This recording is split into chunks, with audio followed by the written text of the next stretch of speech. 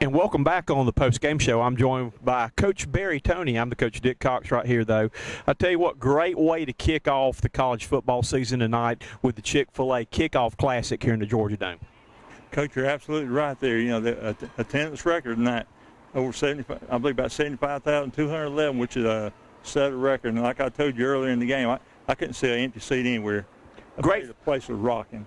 Great football game tonight, too, though. The game was not decided, until the final minute of play there. Both teams came back, overcame adversity. A lot of field goals in there, though. But, man, two teams put up Clemson put up over 500 yards of total offense.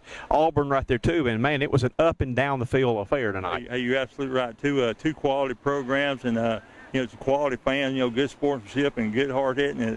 It's a typical ACC, SEC type matchup.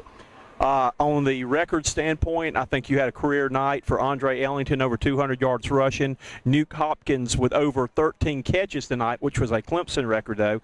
And, again, the difference maker, I thought, was the experience of quarterback Taj Boyd being able – in the fourth quarter, when Clemson needed to keep the offense from Auburn off the field, time after time, Boyd found a way to pick up first downs and keep the clock running. You're absolutely right there, Coach. And during his interview, some of the other players even mentioned about, having, a couple years under his belt was certainly very important experience-wise. And in a game of this magnitude, Coach, you thought it was a BCS championship game going on, the way the fans were going in and performing in front of 75,000 fans. And you hit a good point right there. I think the Auburn Tigers, they're going to be a force to be reckoned with, but I think they had a little bit of inexperienced quarterback with Frazier, which is going to be a good player. It's just going to take some time for him to gain experience.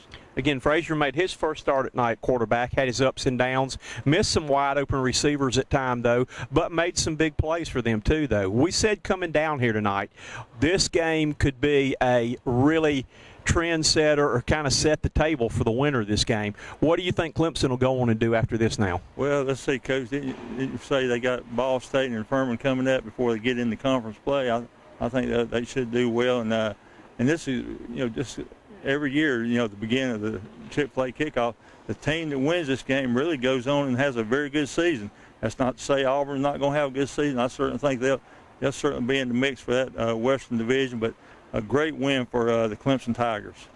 Jumping back into the fire in the near future, Auburn goes to Starkville, Mississippi with another big ball game, though. But I think both teams, from playing good competition, can learn something from the night that's going to help them down the road. Hey, absolutely. And, when we were at the SEC meet today, Coach Chizzy, Auburn's coach, mentioned about having a very tough schedule in September and October. But games like this will it'll help make the season, and you'll get experience under your belt. And like I said, Auburn, they should do well this year.